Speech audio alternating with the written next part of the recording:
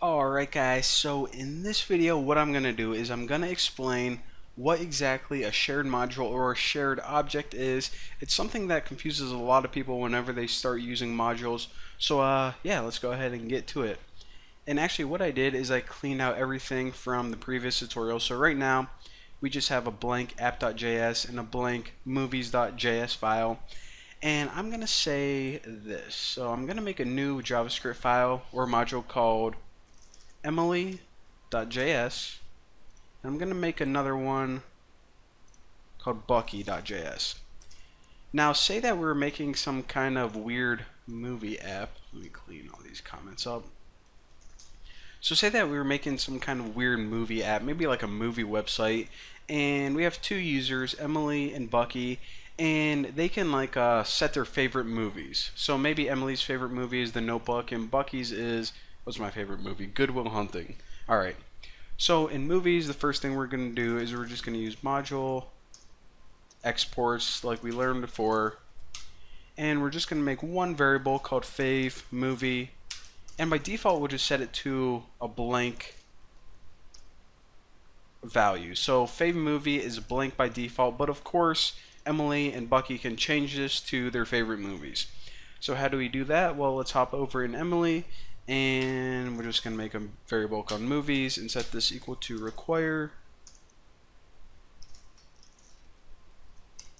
movies. Alright, so now we imported everything that we wanted to. So now what we can do is we can take movies and we can set fave movie equal to anything that Emily wants, like The Notebook. Alright, everything is running good so far, and now let me just log it out to verify. So I'll say something like Emily's favorite movie is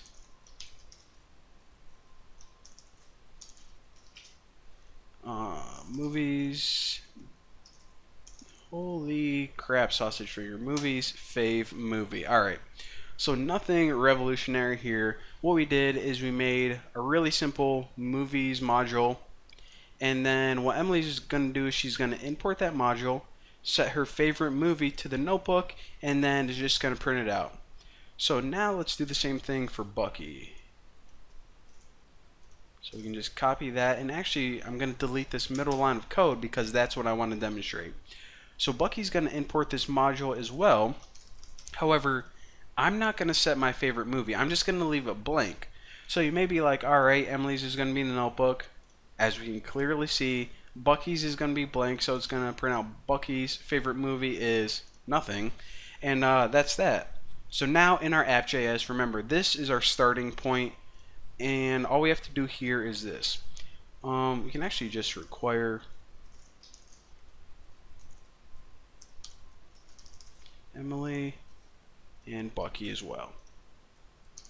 So again, what this is going to do is just going to require these, actually they were lowercase, those two modules. So check this out.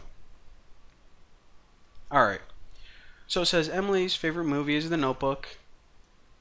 As we can see, obviously nothing revolutionary or new there.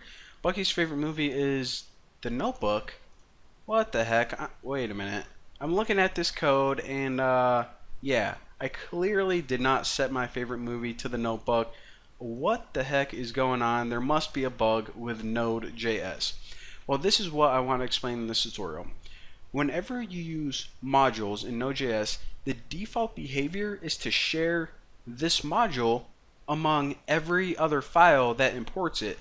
Now, what that means is that Emily, she is actually changing this object directly, and then Bucky gets the same changes as well. So they don't each get a copy of this, they're actually all referencing this exact same module.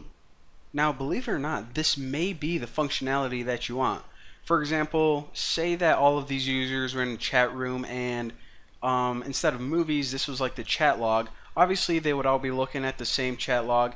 And this is actually much better for performance and memory because instead of every single different module making a copy, they all just reference the same one. So again, for performance, memory, it's a lot faster, a lot more efficient, but obviously, as you can tell, in some applications, this isn't the behavior that you want. So if you do, then go ahead and use this style. But in the next tutorial, what I'm going to show you guys how to do is make something called object factories. And essentially what that does is it gives Emily and Bucky their own copy of this module. So yeah, for now, thank you guys for watching. See you next time.